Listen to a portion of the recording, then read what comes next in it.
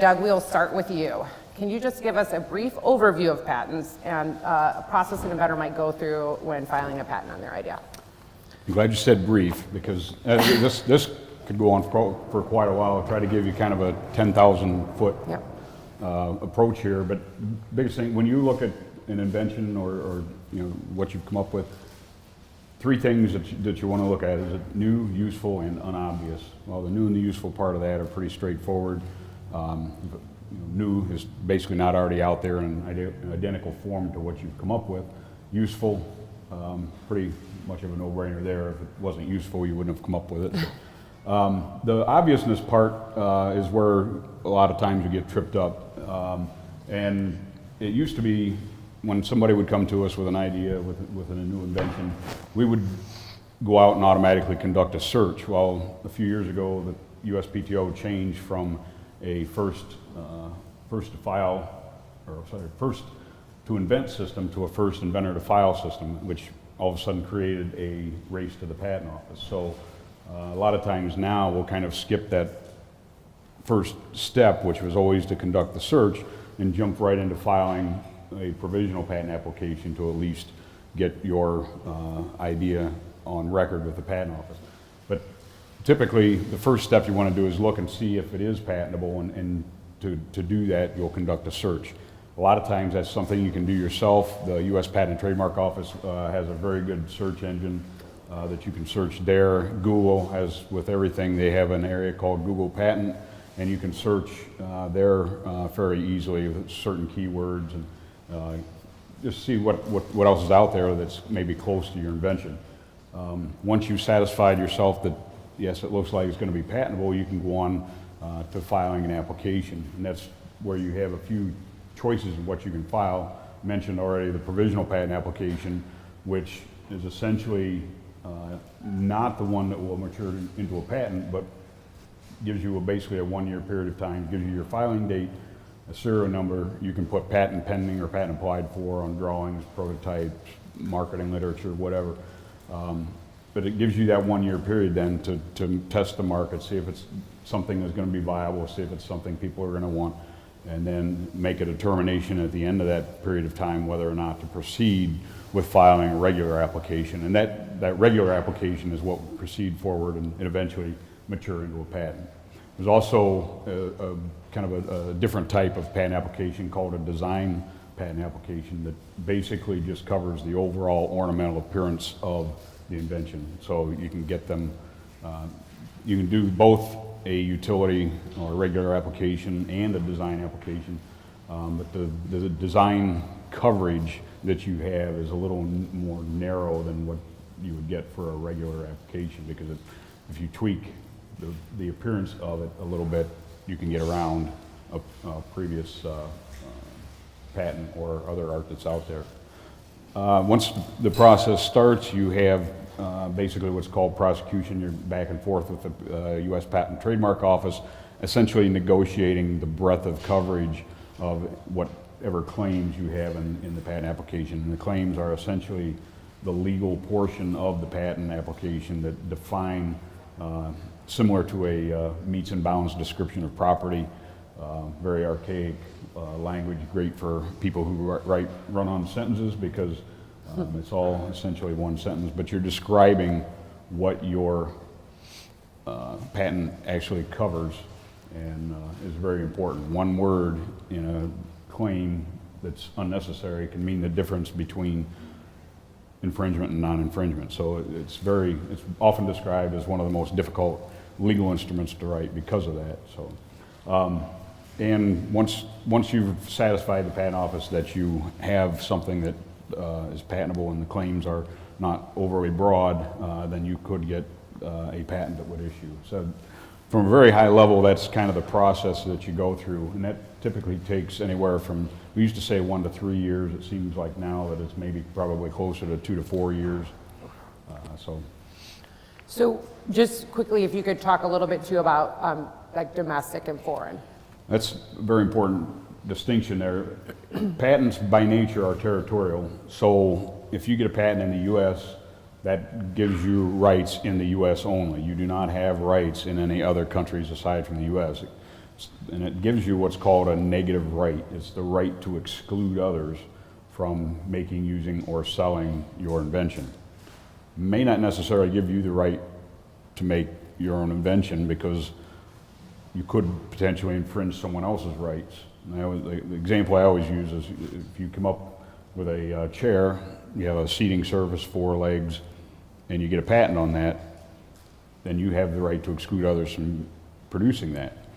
But somebody else could come along and add a back support to that and get a patent on that improvement. So they have 4 legs, seating surface, and a back support. Now neither of you can produce the one with the back on it, because they, their patent covers the 4 leg seating surface in the back. Yours covers the 4 legs and the seating surface. So at that point, you're left with a situation where you ultimately will end up cross-licensing each other so that you can both produce the new and improved one. Right. And then somebody comes along and creates the one with the arms on it, and you have a new situation. But, so, you get a patent in the U.S., it's good in the U.S. We typically work with a network of attorneys throughout the world, in just about every country, in order to apply in other countries.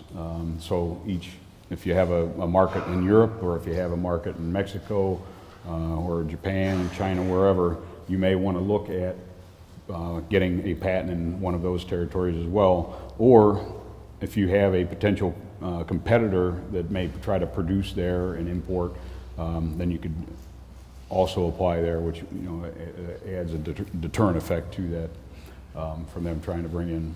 But again, if it's something somebody could try to make it abroad and bring it here, if you've got a U.S. patent, you could prevent them from doing that. But they can't make it, use it, and sell it, or they can make it and use it and sell it outside the U.S. if you only have a U.S. patent. But the downside to that is the international stuff is extremely costly. So right. all the costs for prosecution in each of those essentially starts multiplying for each jurisdiction. So again, you want to have some either market or competitor in those right. areas. And I forgot to say to you guys, if you have things to add too, please feel free. This is just kind of an open conversation. Everybody comes at this from a different perspective, which we do on purpose. So did you guys have anything you wanted to add to that at all? I mean, I think the only thing I would say is that it's really important from your marketing perspective to look at what countries you plan to patent in, because the costs when you're starting a company are pretty considerable, and patent expenses are fairly expensive when you start to prosecute internationally. We have a number of patents where we're in maybe 5 to 7 countries, and the cost can easily escalate over $100,000. So when you're at the earliest stage of the company, you want to be thinking about where do we really want to protect our intellectual property, because it ultimately can be a reason that the company fails because they don't have the resources then, or they've deployed the resources to protect the intellectual property that they should have been using to actually commercialize their product. Right. I would say, this is what is echoed every time, that I learn something new every time we do this. The one thing, though, that seems to be constant is get the experts involved early. Because, so just to summarize, right, so the clock's ticking pretty quickly, or maybe it wasn't before, and there's a wide world of things that you may or may not understand. So don't be afraid to go talk to the experts, especially here in Northwest Ohio. They're usually pretty great about, genuinely wanting to help because they want to see your business succeed. So, and I know in my work with Doug and with Stephen that obviously Stephen's position is a little bit different, but they do genuinely want to see these businesses succeed. So get them involved early, make sure you're on the right track early, because it's harder to fix on the back end. Don't be afraid to use the resources that are available, because they can come talk to you. They can typically. I saw Phil walk in somewhere, but there's office hours that hold out here, and I know Steve probably talks to people all the time. Just it doesn't hurt to ask, and then oftentimes the clock doesn't start until later. You'll get people that are willing to help up front. Yep. And you really don't have to enter the national phase until about 30 months into the process. So, I mean, that's really where you would start to incur significant costs internationally. If you go the provisional to a PCT, it buys you time to be able to actually figure out where your target markets are before you begin to incur those costs.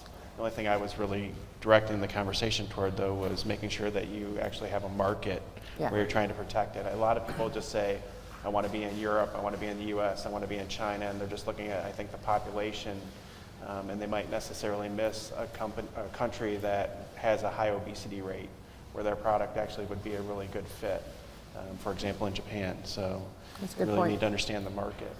Yeah, good. Okay, excellent, thanks guys. Okay, Isaac, so can you tell us a little bit about your work with patents at the state level and the programs offered to startup companies with, I mean, overall, but especially with regard to intellectual property? Yeah, so first, we don't offer, the state's not going to help you draft your patents or file your patents or do actual patent preparation for you. So that's not what we do. We can't represent specifically in a very specific attorney-client relationship private individuals. So you have firms like Doug's firm to help you do exactly that.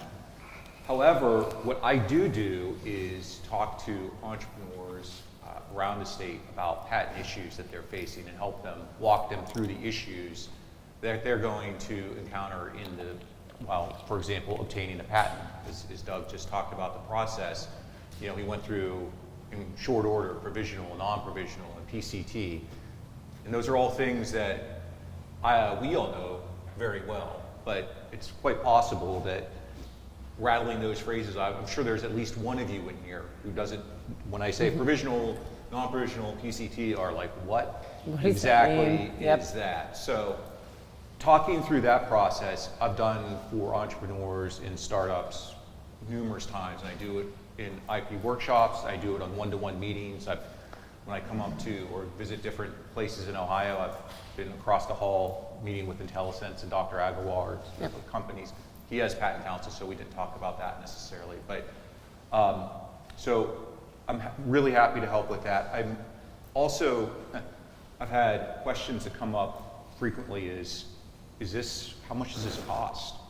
Is this an appropriate cost? I was at a workshop where a company asked, you know, I was getting a provisional application, which is the early, very basic placeholder application. And the firm was going to charge me $6,000.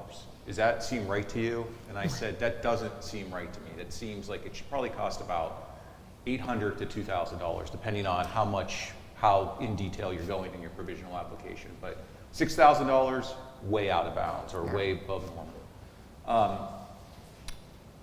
In the specific patent area, the other thing I think which startup companies or early stage companies have to figure out, you know, early stage in their technology development is whether or not you're going to pursue patents or trade secrets, which makes the most sense for you. And I've talked through those issues with entrepreneurs around the state. So that's another very specific issue that I can help with. We could also talk about between a patent and a trade secret. So patents, they are both directed to ideas that have value, utility. Patents, though, are disclosed to the public. So when you file your patent application, you're telling the whole world what your idea is, because you're going to print it out on a patent and everyone's going to see it. In exchange for sharing your idea, you get 17 years of exclusive use of that idea. No one else can use it. If they do, they're infringing your patent. Trade secrets are what you would expect. They are secret. So you're not disclosing it to anyone. And their value, the value that you derive from a trade secret, is the fact that no one else knows about it, or, and this is most important, no one else can figure out what the trade secret is.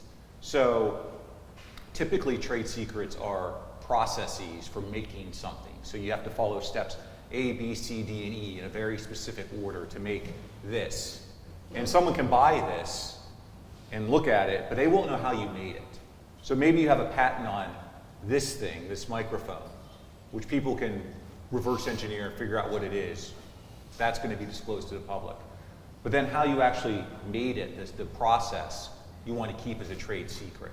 It's because you don't want to disclose that, and you won't ever be able to figure out if someone's infringing anyway. I think the way I describe it to to people is, if you could figure out, you can go buy something in the marketplace and figure out if that thing is infringing your idea, then it should be a patent. If you buy something in a marketplace and you can't tell if it's infringing an idea, that should be a trade secret. And then how you go about maintaining trade secrets, you have to follow some, I think, important steps that startups oftentimes don't do, just because of their nature. Yeah, And we will absolutely. cover that for sure. Yeah. The best way to protect something is through a trade secret. So if what you have lends itself to protection in that way, that's the best way, because you can keep it forever, and the value to you over time is worth a lot more than the limited time period that you would hold a patent for. But unfortunately, you said that not everything lends itself to a trade secret. Yeah. If you can reverse engineer it, Yeah. then it's not, then trade secrets aren't going to help you.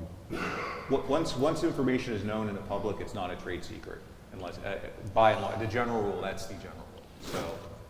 So, and one final thing that we offer is, we do have, in addition to working with companies and talking with them, we also have a commercialization webpage resource that has explanations of, what you would expect to encounter when you're negotiating with a university. We have template agreements that you can look at to get a sense of what sort of terms you can expect to see from a university. We have a template patent license agreement that you can look at. It's also annotated, which explains what the terms are, why you might see this term or this term or this term.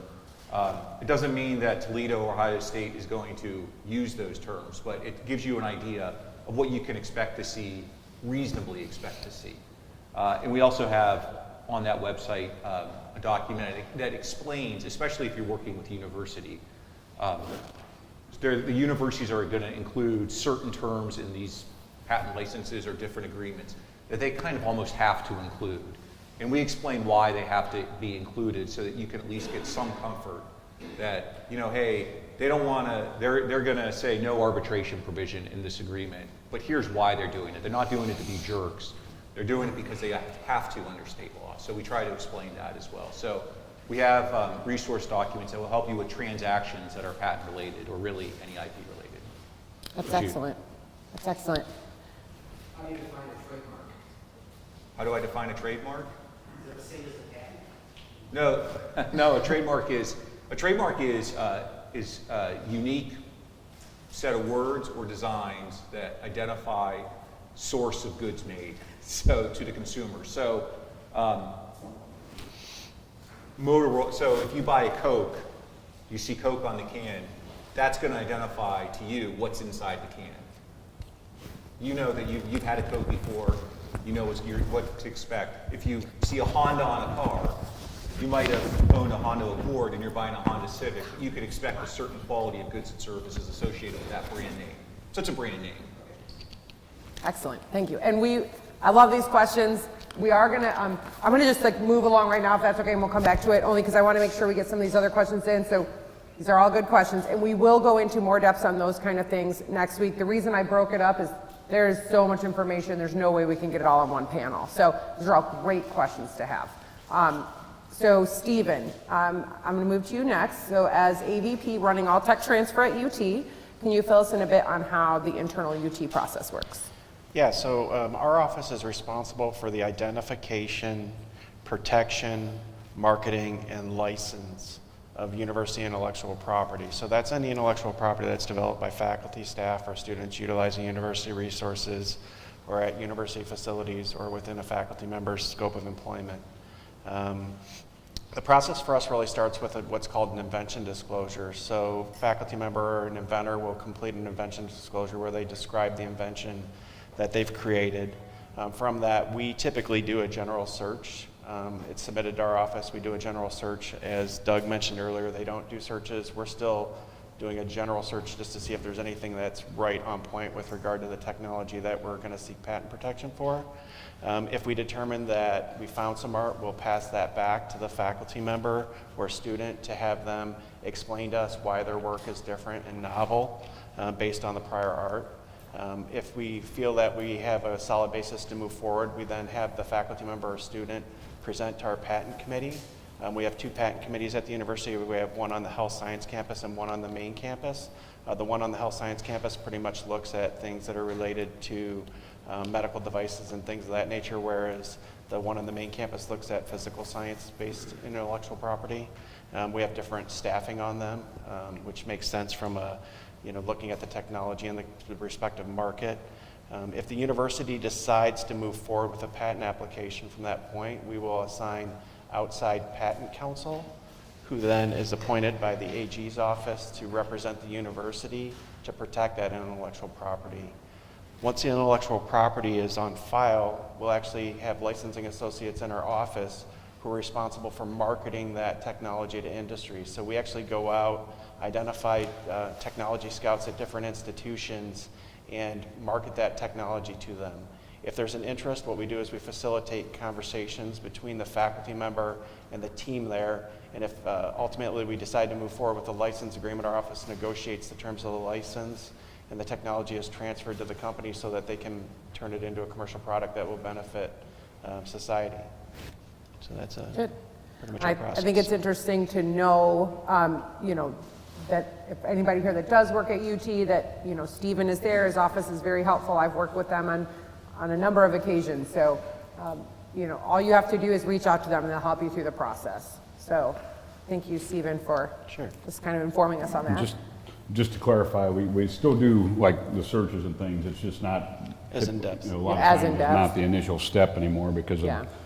of the importance to get something on file to kind of preserve your spot. And that switch is kind of new, right? Because I feel like when I first started here, the big discussion was that was happening. Yeah, so I mean, from our perspective, if there's a publication or something of that nature, we'll put a patent application on file.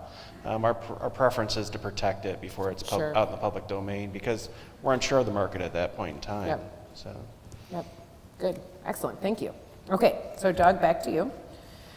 Okay, so I know you touched on this a little bit, but once a person's secured a patent, how can an inventor leverage it? And what is typically done to enforce the patent? So I've heard a lot of people say things like, your patent's only as good as, your ability to litigate on its behalf and enforce it and those kind of things. So can you just kind of go through what that process looks like, what inventors need to know? Okay, yep. I guess the first, just stepping back a little bit, the first thing that inventors typically have to look at is what's your end goal? Do you want to commercialize it yourself? Do you want to start producing it in your garage and build off of that and create, a company based upon that? You don't have to use your garage, by the way, you can come here, just saying. All right. Good point. But, or, is it something that you want to try to sell to others that are already in that business? Maybe you come up with a better helmet that prevents concussions, and so you would potentially, instead of competing against the helmet manufacturers that are already out there, you'd approach them, say, look, I've got a patent on this, I want to sell it essentially. You can either, at that point, where your end goal, regardless of which route you go, is to monetize and to make money on your invention. So that may be through the licensing process, which we've talked a little bit about, where you derive a royalty based upon each unit sold or produced or whatever the terms of the license may be. It may be that you just outright sell it and assign it to a company. Maybe they'll pay you a lump sum, they see the value instantly, and basically they'll buy you out, and then you assign all your rights to them, and then you're out of the process. The license agreement kind of protects a lot of the manufacturers in that fashion because they may give you a small lump sum up front to kind of help you recoup some of the costs that you already have into it, but also then provide you a revenue stream coming in. So that's one of the ways that they can move forward. But the biggest thing is, once you've obtained your patent, you need to really be sure to police, see what's out there, make sure if you see something that looks like it, could potentially infringe, that's when you talk to us, or try to determine, do the claims, read on the other item that's out there, and can you then go ahead and try to enforce your rights that way. Sometimes it just simply takes, a cease and desist letter. Hey, you might not have been aware of our patent rights here, and send them a copy of the patent. But in some cases, then you have to go on and unfortunately litigate. And a lot of how that goes depends a lot of times on who you're dealing with. If it's a large corporation or another individual, that could change what route you take there. So I don't know if that.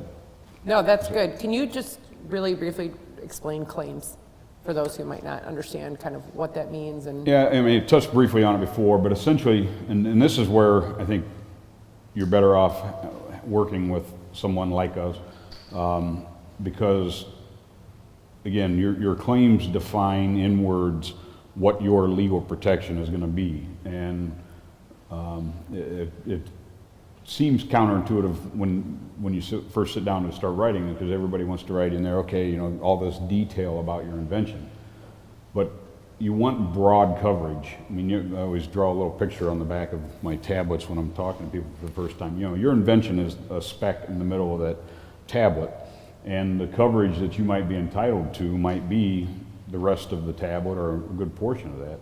Oftentimes you might have little corners or whatever that are cut out by other art that's out there, other inventions that are already out there that might be close, and so the trick is to fill in as much of that empty space as possible and give you that broadest protection. And again, if someone sits down to write a claim for the first time, you want to put detail in there. If you're talking about an automobile with a very complex invention, but 4 wheels, a body, and some kind of prime mover. That's as broad as you can get. Well, start putting in it has to have 4 doors and glass windshield and stoplights, headlights, all this other stuff that, yeah, it's there, but it's not kind of the main crux of the invention. So that's where it typically pays for you to come to somebody like us, because again, it's a little bit of an art to claim things as broadly as possible. In one word, I mean, what does adjacent mean? Something that's been litigated a number of times. And does it have to be touching? Is it spaced apart from? I mean, so you really have to be careful, because again, one word can mean the difference between infringement, non-infringement, and could, it's a very successful invention, mean millions of dollars to you. So it's a pretty important thing. So. Yeah, and that's why I thank you for going into it a little deeper, because I really want you guys to understand, everything you're doing on this front end is you're going to be affected by it on the back. And the rest of the patent application, I mean, it's basically just a how-to manual. It's what it is, what it does, how it works is what you're trying to describe. But the claims is where you can really zoom in. And it was mentioned earlier, is it going to be directed towards the process? Is it going to be directed towards how it's used? Is it going to be directed towards the structure of the invention itself? So there's a lot of thought that has to go into developing that. Did you guys have anything to add to that question? I mean, I guess what I would say is that sometimes I hear misconception about the patent process. So some people don't necessarily understand that when you file a patent application, it doesn't necessarily mean that you have a right to enforce. You really don't have a right to enforce until your patent is issued by the USPTO. So prosecution is often used in the process of obtaining a patent, where you go back and forth with the patent office to refine your claims to get the ultimate allowable subject matter. So I have a lot of people that approach me and say, why are we prosecuting our patent? And I mean, when we're prosecuting our patent, we're really just working toward getting a patent allowed. We're not enforcing it at that point in time. Your desire is to get those broad claims, so when you file a patent application initially, you're filing based upon the entire tablet, and the entire time you're working with the patent office, you're further narrowing it or changing language to an acceptable form. So when you turn it in, it's not written in stone. Correct. And it's not enforceable. Gotcha. So. Isaac, did you have anything to add to that? I'll probably get to the follow-on. Could you talk to the cost? Okay, because the next one, Okay. speaking of broad, I've got a broad question for the next one too. So, 'cause this is one of my favorite questions, by the way, to ask. I hate to do this, but what are some of the, things to do, some pitfalls to avoid? Like, what are some horror stories that you've heard, or something that commonly occurs that you wish wouldn't? Well, yeah, so I was thinking about this question And, and I do have some examples, which I think some of them will, at least one or two of them will be startling. But I think when I think about do's or don'ts, I think for entrepreneurs, I think there are two things that they should, which I always touch on when I do IP workshops, and that is they need to understand what a patent is. I mean, fundamentally, what the nature of a patent is, and then they need to understand ownership issues. So with the fundamental nature of the patent is it gives you a right to exclude others from using your invention. That's it. If you come up with swipe technology, that means that you could stop others from using swipe technology on your phone, but that doesn't mean that you have a right to make your phone, because there's probably 10,000 other patents that cover everything else in this phone. So first, just because you get a patent doesn't mean that you can have your product made. So you need to think about freedom to operate ideas first. The other thing, another thing that flows from the right to exclude, right, is that in those claims measure what you can exclude. That's the value. That's your value of your IP. And Stephen touched on it when we were talking about how much does it cost to do foreign filings. But I go back to the very, very basic. Like, this is going to cost you $10,000, $15,000, $20,000 to go through this process. You can do a provisional application up front, which is a nice placeholder, and you can do that for cheap, which is maybe at $800 to $2,000 in that space. But if you're going to see this through, it's going to cost you $15,000, $20,000. So you need to really understand what is your commercial value of your IP, not necessarily what you're making of your IP. So you need to think, can someone else out there compete against my product effectively without using my IP, getting around my claims? So you need to think about that in terms of your value proposition and going forward with a patent. I mean, I think initially, at least there's definitely some skin in the game value for angel investors and early stage investors, that they see that you have a patent or a patent application in process and they like to see that. But long term, you need to think about what really is the market value that your claims have defined. And the third thing about a right to exclude is that you have to enforce it. If someone is trespassing on your patent, trespassing on your land, you don't get to call the police, you don't get to call the sheriff, you don't get to call the FBI. You have to enforce it. And you could send a cease and desist letter, or you can contact someone and say, hey, I think you're infringing our patent, and maybe that'll work. If you're dealing with a large company that's in this space, I can tell you it's not going to work.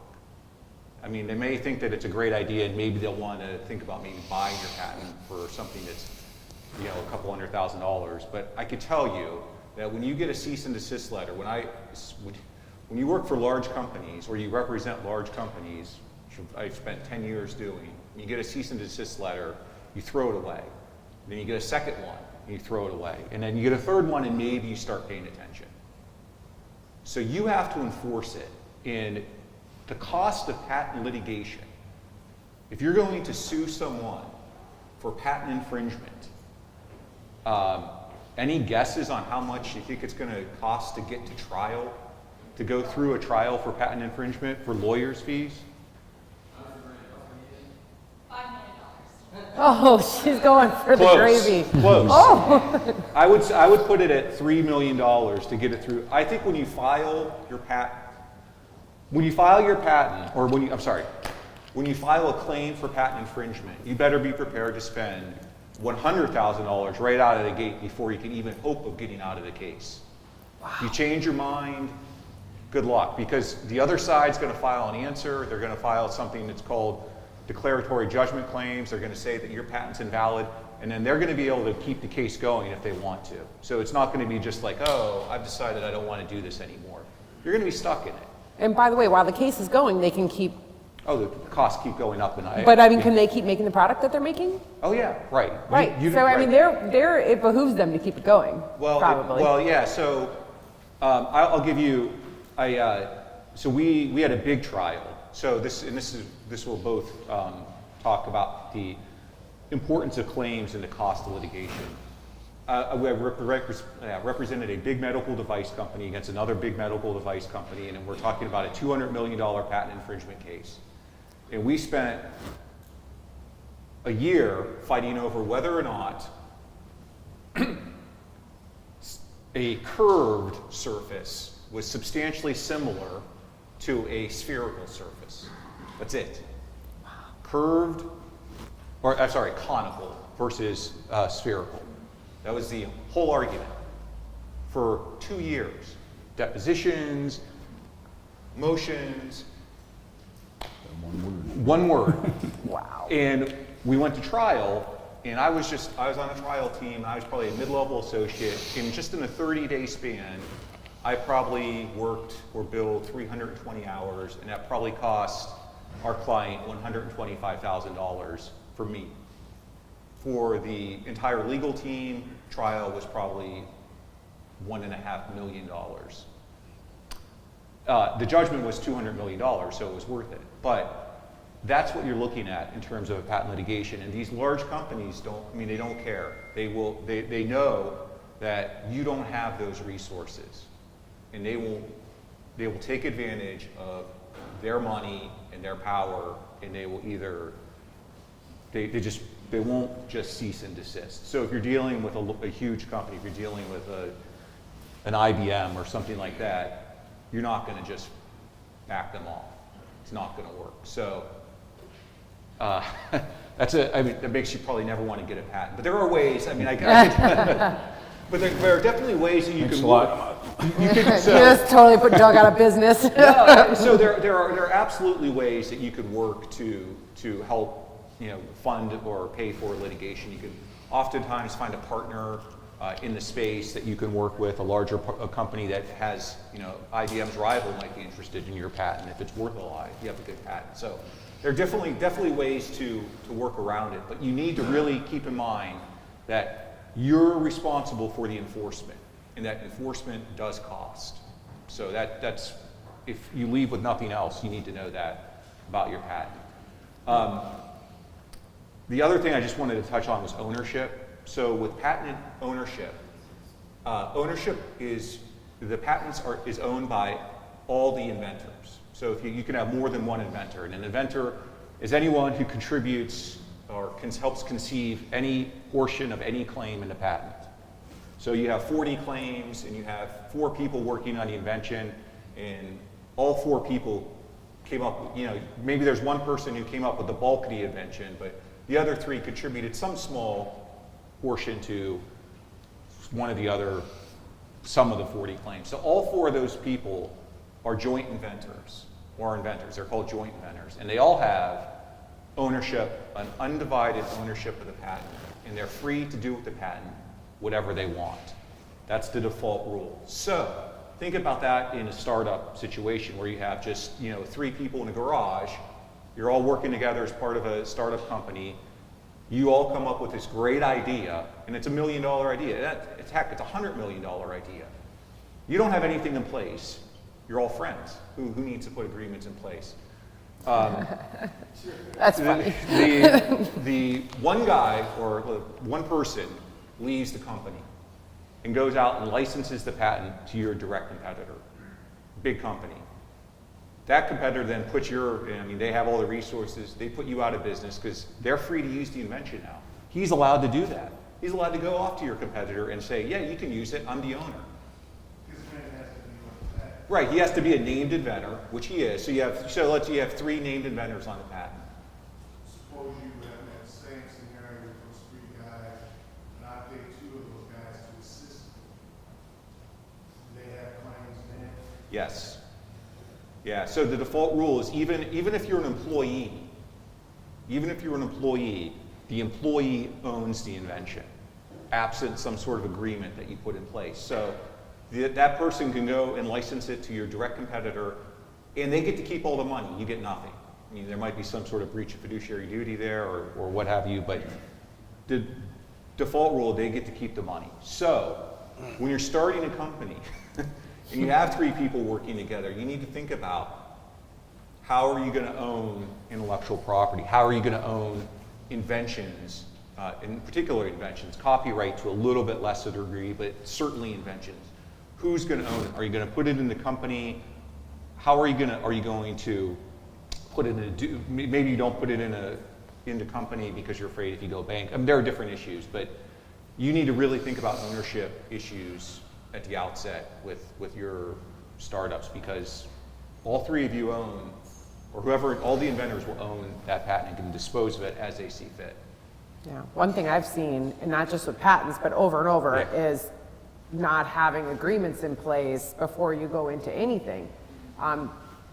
Business has, I don't want to be callous, but business doesn't always have room for friendship. So money can tend to turn people and have them do things that you wouldn't expect. So protect yourself and protect them too by having agreements in place beforehand. As Isaac pointed out, the best time to do that is when everybody is happy and friendly Yep. up front. Yep. Because then you can define what, if one person contributed 80% of the invention and the other two, contributed some minor part, assign it to the company, create an LLC, whatever, and then have a document that describes, okay, I'm 80% owner, these other two are 10% each, whatever. That's all defined in that document, and there you have everything up front.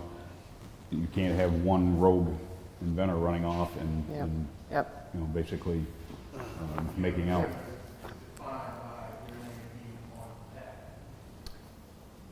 Yeah, so it's really important to make sure that inventorship is accurate on the patent. So given your example of 3 individuals, and let's say you were at 80% and the 2 were each at 10%, and there was a 4th person who was working in your lab, and you left that person off and they actually contributed to the conception of that invention. If a company really wanted to gain access to that patent, they might get your lab notebooks, see that that person worked on that particular component of the invention, and approach him to gain rights to that intellectual property. So from my perspective, making sure inventorship is accurate is very important, because it's also one of the first things that they'll try to do, a company will try to do to invalidate your patent. Because you have a duty of candor to disclose to the USPTO everything regarding your intellectual property. So if you fail to list an inventor intentionally, that could be a grounds for.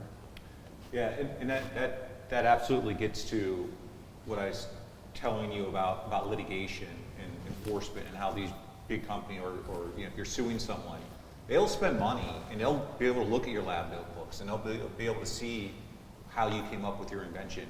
And if they see that there's someone who should have been named as an inventor, they'll go approach that person and see how much they'd be willing to take. Yeah. And if they get that person to sign off on that agreement with them, then you're done. Very important point. So we have one more question for the panel, and then I'm going to open. I know you guys got all these questions, so I want to get to I think them. before we go on, Isaac made a very important distinction. I just want to make sure everybody gets it. 90% of what we've been talking about here is prosecution, and it's basically patentability. There's an entire different side to this that's separate and apart from the patent office, and that's the infringement side. That's where freedom to operate, searches and opinions. You'll go out and have us or somebody conduct a search of all the related art that's out there and go back and look at the claims to make sure you don't infringe. Again, if you create something that's going to be added to this phone, you may not be free to produce it yourself because it infringes somebody else, and that's what part of these searches are designed to do, is go out, find out everything that's out there and determine whether or not you would have infringed someone if you went ahead with producing your invention. So I just want to make sure most of what we talked about here is kind of on the patentability side, a little bit on the infringement, but they're 2 entirely separate issues altogether. That's a good distinction. Thank you. Okay, so last question, official question of the panel, then we'll open it up. So it's for Stephen. A lot of us have heard the term spin out, right? Can you define that term for us, describe a little bit how UT Tech Transfers decide what to spin out, what to license? Because we do have some of the spin outs from UT here. So can you just kind of go through that a little bit with us? Yeah, so for us, we don't make a decision on what should be a startup company or what should be a licensable technology. We do favor licensing back to people in Northwest Ohio if there's an interest in starting a company. The one thing I would say is that if you plan to do that, you might want to make sure that your technology solves an unmet market need, or it's a significant paradigm shift from what exists in the current marketplace. and that there are material advantages to the technology that you plan to develop over what currently exists. Typically with a startup company, you need to be able to show that you're going to be able to capture a large portion of the market. And with some of the inventions that we have here at the university, they tend to be incremental improvements. So licensing is the logical model for that, not necessarily a startup. Yep. So I would say in good 15 years, I distinction. probably looked at 1,500 technologies, and as you mentioned earlier, we have about 19 startups. So it's a relatively small number of technologies that really fit that Yep. component. Yep.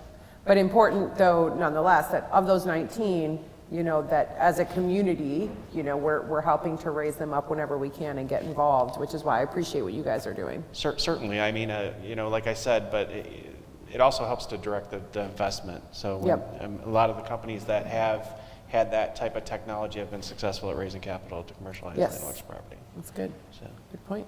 Is there anything you guys wanted to add, you know, to that at all before I open it up for questions? Not No? specifically that. Excellent. Okay. We're gonna start here. Hi, litigation has come up quite a bit during this conversation because you guys are in a very volatile and litigious industry. You even have a term for a lot of these people called patent trolls. And that exists in your industry where people intentionally either acquire or file more broadly based patents so that they can go and attack other people. As being an entrepreneur myself in my own small little gaming company, you know, we had less than $50,000 in operating capital. How do you justify to people like myself, and I'm sure like a lot of other people in this room, we need you to put up between 20 and 40% of your capital in hopes that you don't bump into one of these people? You'll never get out the door. You'll never get to market. Are you sure? How do you talk to somebody like me and say, this is why it's important, you may never get your product out the market, but you know, at least you've got this patent here. Yeah, I mean, I think one of the, maybe I didn't, personally, when I speak to someone exactly like you, that's why I really think that you really need to make sure, you really need to have a valuable patent before you think about going forward with it at all. And that's, I mean, I think some people think, oh, we'll get a patent. Just, it's great, you get a ribbon, it's awesome. And there are, I don't know, are we into 9 million yet? Are we still in the 8 millions? Into 9 million. There's been 9 million issued patents, and almost 9 million of those patents probably aren't very good or very valuable. So, I mean, I couldn't emphasize this enough, is to really think about, if you're going to don't just get a patent to get a patent. It really has to make sense for your company. And if it doesn't, don't do it. Yeah, That's my best answer I can give. And I personally have seen 3 smaller organizations, very similar to mine, 3 to 5 man startups who get swallowed up by larger organizations because there's a small game mechanic. I'll give you a really good example. In 2014, a company called Orbital out of Seattle, Gamehouse owned the Slingo IP, and they had a game that utilized that mechanic. It wasn't called Slingo, but they put enough stress on them where they said, fine, here you go, here's the game. And then of course Gamehouse flubs it because, you know, they hire a bunch of people who don't fully understand the game, and they ruined it, and Orbital's kind of left to do nothing. I mean, this is only one of, I can give you about half a dozen examples of how organizations say, that's mine, you either fold or give it to us. So we try up front as much as possible to get to know, you know, who we're talking to. What's your end game? What do you want to do? Where do you want to go? How big do you want to grow this? You know, do you care if you've got competitors out there? Just, there's a lot of issues to address up front, and that will help guide as much as possible. But then we also, from the advice standpoint, yeah, we can get you a patent on this, but it's not going to be worth much because, you know, maybe the patentable improvement is small, or, you know, there's so many competitors out there, it's a very narrow market. It's, you know, your potential profit off of this is, you know, $250,000, whereas, you know, I think it's exactly as you said. Why am I going to spend this much money up front on getting a patent when my potential market is only this? Well, that's kind of where, if we haven't advised you of, you know, at least the cost and where, you know, where's your end game, what do you want to make off of this? a lot of that, you know, shame on us if we have not talked to you about those things, and the upfront discussions are vitally important to that. And I think, you know, one of the points I was going to make after, but it's probably appropriate to do so, is there are a lot of resources to use around here. You know, the university here with the Incubation Center, we've got people here from Next Tech, which is kind of a newer newer entity here that deals with BGSU, UT, Mercy, and ProMedica, and trying to foster innovation, bring inventions to light, help people along with that have those types of issues. So, you know, and you know, tech transfer. I mean, there's a lot of resources out there that you can use. So I think that, you know, if you want, just ask people. I think it's a valid question, but I don't know if the answer is always black and white. It's Yeah, it's probably not. case by case, yeah. Well, I guess I was going to go back to what Isaac said earlier when he defended the larger corporation. You know, he got a letter and he ignored it.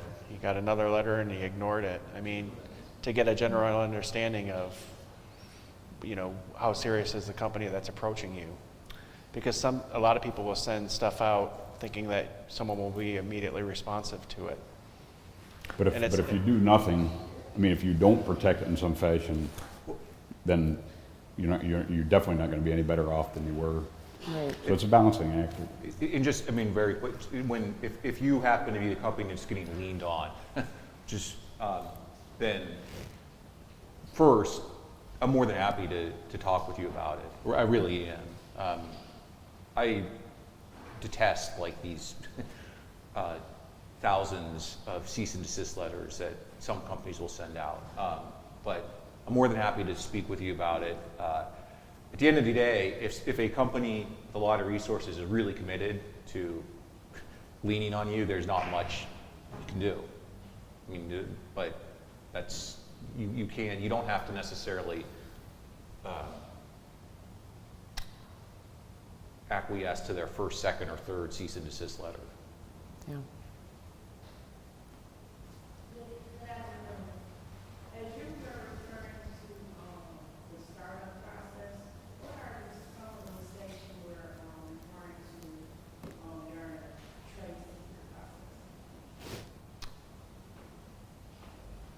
So trade secrets, so the measure of trade secrets is secrecy. It's in the name. And the way the law in Ohio, and frankly every state measures secrecy is, are you taking reasonable, like basic steps to keep your information secret? In startup companies, oftentimes, if you have trade secret information and you have 4 or 5 people working together, they will have, how many different devices will they have? How many different devices is this highly confidential trade secret information going to get on? The more devices it gets on, the bigger the problem it's going to be, because that increases the likelihood that it ends up in the public domain, which will destroy the secrecy. Then what happens if someone leaves the company? Are you entitled to go onto their iPhone and look for confidential information and wipe it off the phone? So this is like what I'm talking about now is what I refer to as, or what's referred to as a bring your own device policy. So oftentimes when you're in these workspaces, you aren't going to sit at terminals, you're bringing your own device. So having a policy to deal with what information can go on those devices, how encrypted those devices are, and then what happens with those devices when someone leaves the company is important to establish that you're taking reasonable steps to maintain the confidentiality of the trade secrets. And also, just a general confidentiality provision or agreement between the people that start or are working together in the company will go a long way towards maintaining trade secret protection. There are some resources that are out there that kind of list, I believe there are like 8 steps that you should take to ensure that something's considered a trade secret. And even in the example with 5 employees, all 5 employees might not necessarily need to know that trade secret information. Right. So, I would encourage you to attend March 1st, I think is the date for our next one. Is that March? No, yeah. Yeah, I think it's March 1st. So we'll make sure we get that out there to everybody, because there is we'll probably go over a little more in depth of what you're speaking about there, because it is really important to understand that. And Coca-Cola's one, right, that did trade secret, probably a good thing too, because had they done patent that had been out there a long time ago, they'd probably never be the company they are today. So, do we have some other questions? I have a very simple question. What's the difference between the patent owned by the individual or patent filed through an institution like a academic institution like you?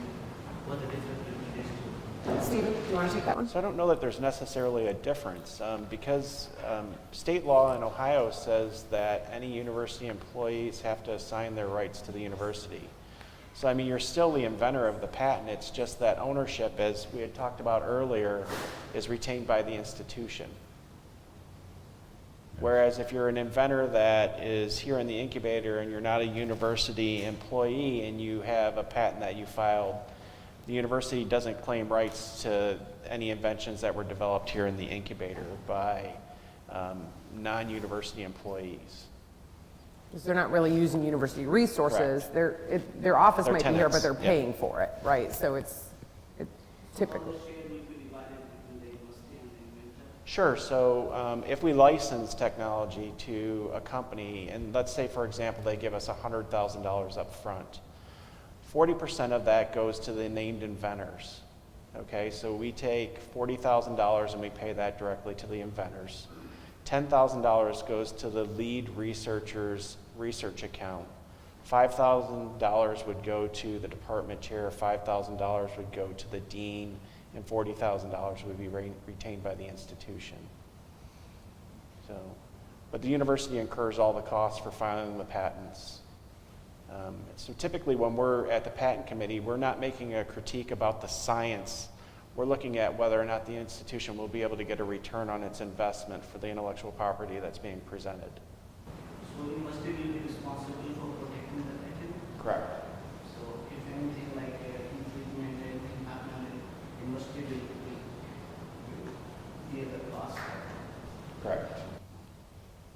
That's a good question. I think we we're right at 1 o'clock. We can maybe take one. Carla, you got one? Yes, I do. Hi, so I'm a computer science student. I'm developing some side software projects. So these are a couple cascading questions. One, if I develop a software project or something like a web API, can I patent it? Should I patent it? And how do I best protect my work? I'm a little familiar with the licenses, like the MIT license, but I'm totally lost. I'm in computer science. Well, That's a 30-second question with a Sorry, 2-hour response. I'm like, we have 3 minutes. Give us the most complicated question that you can. So I did a IT for entrepreneurs presentation for Jumpstart, and one of my points I was asked this question, and this is just a very broad-based question, but if you're filing for a software patent or an API patent, don't. That's my general answer to that, given the state of how the patent office views software patents.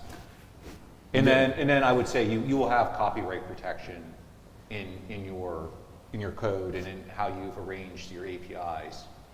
And here, What's the unique process like? I know algorithms. So you're looking at confidentiality, and so you would probably view personally.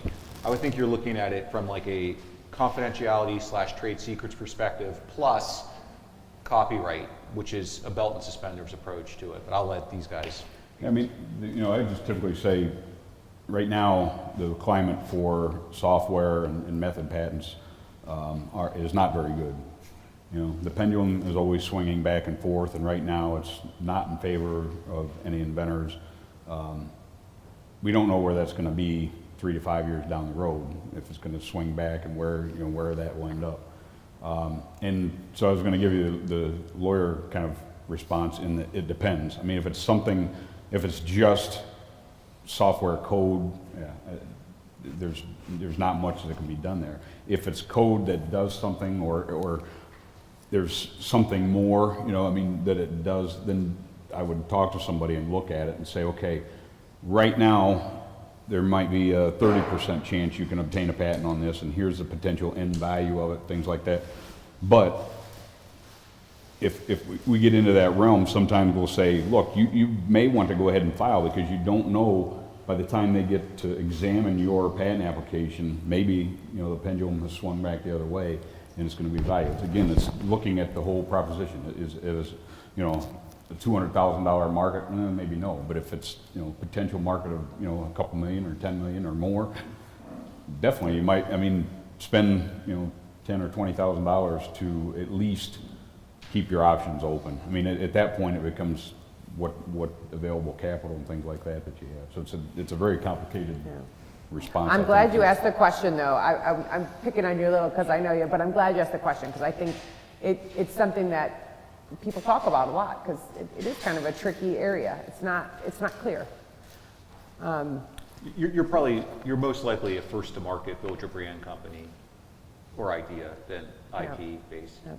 That would be my just Yeah. 30,000 foot take on it. Yeah. And since you're engaged with LaunchPad, we'll hook you up with a meeting with Doug and you can get some more info. So, good. Awesome. Well, thank you everyone for coming. I know there's more questions out there, but we've got to get back to work. So thank you.